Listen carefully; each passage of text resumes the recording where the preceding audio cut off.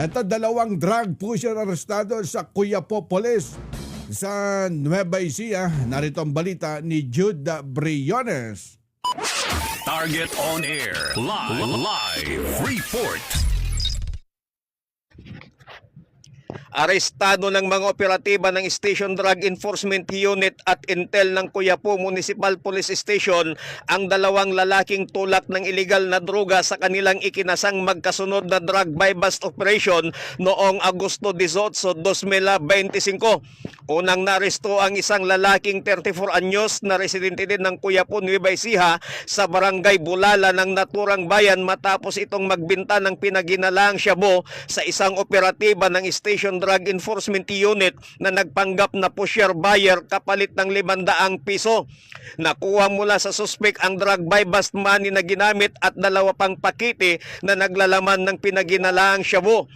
Ayon kay Police Lieutenant Colonel Jeffrey Onde, Acting Chief of Police ng Quiapo Municipal Police Station, sa kanilang isinagawang investigasyon sa suspek ay sinabi nito kung saan ito kumukuha kung kaya't agad na nakipag-ugnayan sa sinasabing supplier ng nahuling suspek ang mga tauhan nito sa Intel at Station Drug Enforcement Unit para mahuli ito. Makalipas ang ilang oras ay agad na nagkasa ng isang drug buy-bust operation laban sa sinabing supplier ng una nilang nahuli na siya namang ikinaaresto nito.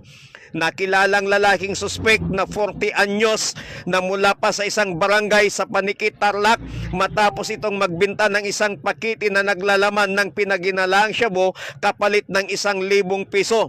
Nakuha mula pa sa naturang suspek ang 4 pang pakete na naglalaman ng pinaginalaang shabu, 1,000 piso na ginamit bilang mark money at isang Yamaha Mio 125 na ginamit nito sa kanyang iligal na gawain.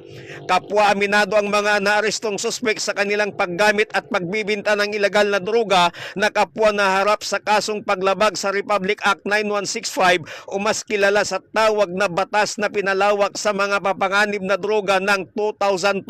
Ang matagumpay na serye ng operasyon ng pagkakaaresto ng dalawang suspek ay patunay na walang patid na dedikasyon at pagbabantay ng Quiapo Municipal Police Station sa pangunguna ni Police Lieutenant Colonel Jeffrey Onde, Acting Chief of Police, sa kanilang misyon na puksain ang iligal na droga at tiyakin ang kaligtasan at kasigurahan ng bawat Quiapeño.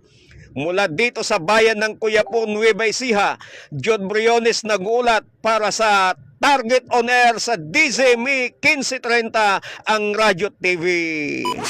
Target on air. Live report.